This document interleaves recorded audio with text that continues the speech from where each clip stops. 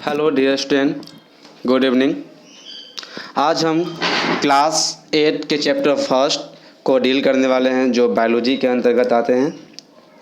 Crop production and management, फसलों का उत्पादन और प्रबंधन। In order to provide food for a large population, regular production, proper management and distribution of food is necessary. Large population मतलब कि इस बढ़ती हुई जनसंख्या को देखते हुए फसलों की उत्पादन रेगुलर तरीके से करना, एक प्रॉपर मैनेजमेंट और फूडों का डिस्ट्रीब्यूशन बहुत ही ज़रूरी है। What is crops?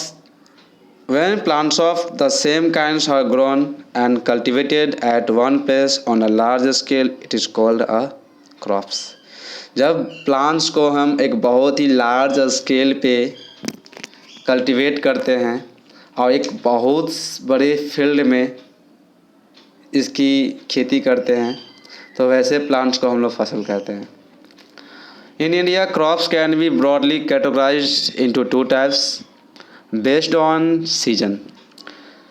सीजनों के आधार पे हमारे इंडिया में फसल को दो भागों में बांटा गया है, rabi crops and kharif crops. Rabi crops को हम लोग विंटर्स क्रॉप्स भी कहते हैं क्योंकि ये विंटर सीजन में इसे हम ग्रोन करते हैं।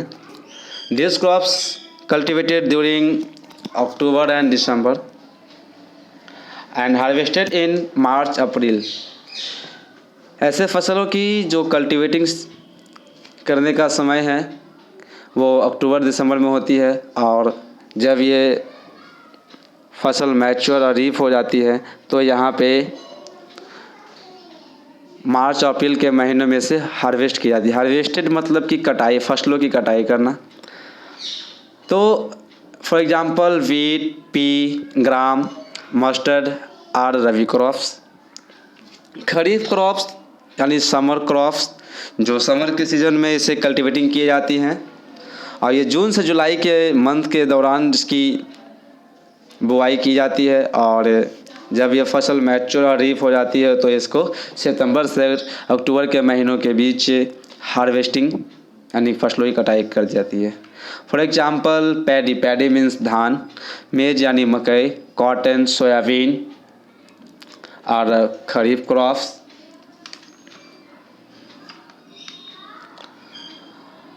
तो now let's how practice of crop production.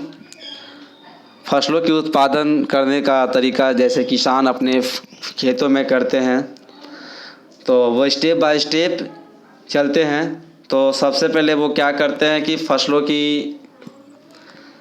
Production से पहले वो पहला स्टेप अपनाते हैं जो कि बहुत ही इम्पोर्टेंट टास्क होता है।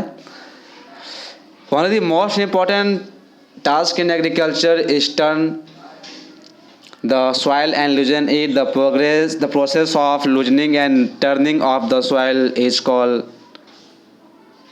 tilling और ploughing।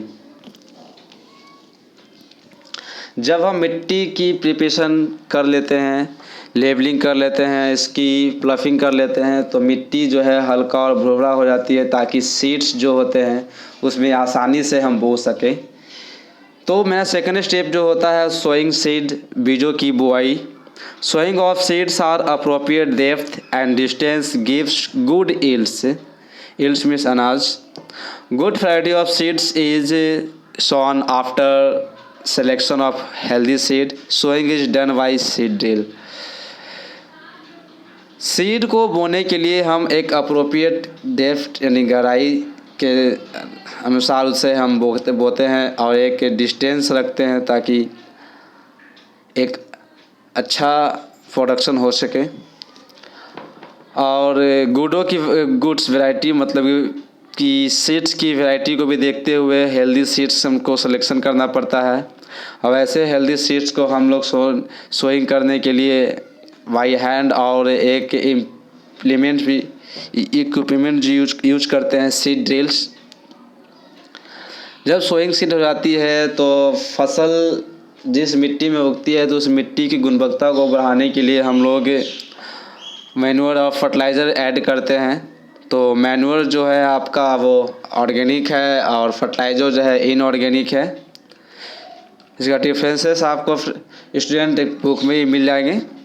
तो हम लोग अभी प्रोसेस जान रहे हैं, practice of crop production.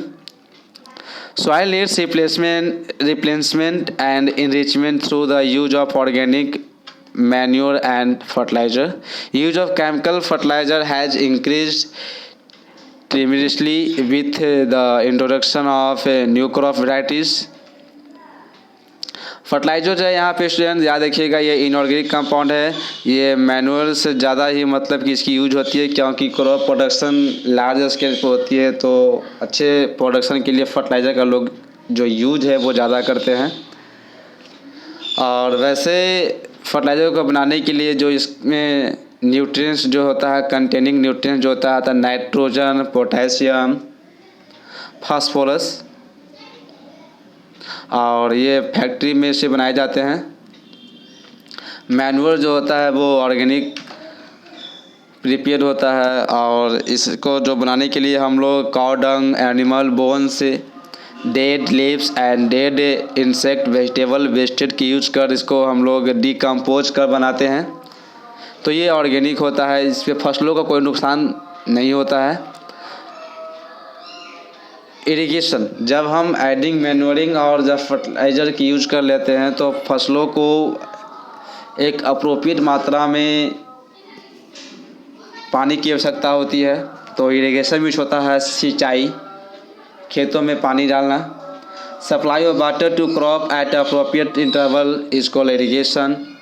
Method of irrigation, traditional method of irrigation, moat, chain pump, dheki, राहत।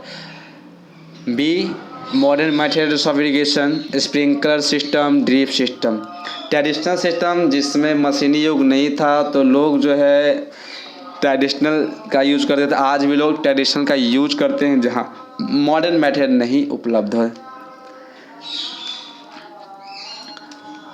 और protection from weeds, weeds mean unwanted plant, खरपतवारी बोलते हैं। Weedings involves removal of unwanted and uncultivated plants. फसलों के साथ देखेंगे आप कि कुछ ऐसे प्लांट्स होते हैं जो साथ में फसलों के साथ उगाते हैं, और जो सॉइल की जो न्यूट्रिएंट्स होती है वो फसलों के साथ साथ उन्हें मिलती है, जिस कारण सॉइल को जो है प्लांट्स को जो है एक अप्रोप्रिएट मतलब मैटर में नहीं मिल पाते हैं।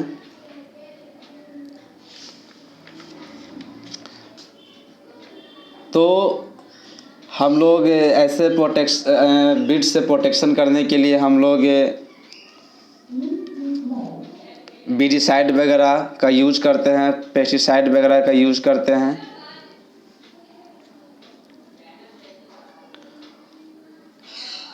Six, harvesting. Harvesting is the cutting of mature crop. Mature crop मतलब कि जब फसल उग कर पक जाते हैं तो मैच्योर क्रॉप्स कहलाते हैं, और इसे मशीन की सहायता से और भाई मैनुअली हाथ से भी लोग हंसुआ कर सहायता, सिकल जिसे बोलते हैं, उससे मैनुअली वो हार्वेस्ट करता है। हार्वेस्ट मतलब फसलों की कटाई कहा जाता है इसको। जब फसलों की हार्वेस्टिंग हो जाती है तो उसके साथ साथ जो भी भूसा वगैरह होता है, भूसे को निकालने के लिए the process of separating the grains from the chops with the help of beans is called winnowing भी कहते हैं। जब हम फसलों से, अनाजों से जब भूसे के अलग करते हैं तो हम उसे विनोइंग करना कहते हैं। अब फसल को जो मतलब कि अनाज जो है वो अनाज अब इसको स्टोरेज करना है। स्टोरेज करने के लिए हम अब proper storage of grains is necessary to protect them from pests and microorganism. Harvested food grains normally contain more moisture than requirement of storage. तो हार्वेस्टेड ग्रेन जो होते हैं उसे हम लोग एक बड़े से कंटेनर में इसे हम स्टोर करते हैं, और स्टोर करने के लिए हम लोग साइलोस या ग्रेनरी का यूज़ करते हैं ताकि वो जो पेस्ट जो होता है, जिसको हम लोग बोलते हैं कीड़ा, जो जस्ट लाइक राइट्स इंसेक्ट से बचाने के लिए हम लोग इसे स्टोरेज करते हैं। फार्मर्स जो होते हैं जनरली बैग्स जूट का जो होता है उसे यूज करते हैं, कि मेटालिक बीन्स होता है उसका यूज करते हैं। तो यहाँ पे हमारा ये जो प्रोडक्शन ऑफ फूड का जो प्रैक्टिसेस जो था, प्रोसेस जो था, वो समाप्त होते हैं। और वैसे जनरली अब आगे देखते हैं तो food is also obtain from animals for which animals are reared, this is called animal husbandry. Food हमको एनिमल से ही प्राप्त होते हैं और एनिमल को पालन पोषण करना, इस प्रकार की जो प्रोसेस होती है, प्रक्रिया होती है, एनिमल हस्बेंड्री कहलाते हैं। Thanks student to watch my video. मैं मिस्टर आशीष कुमार।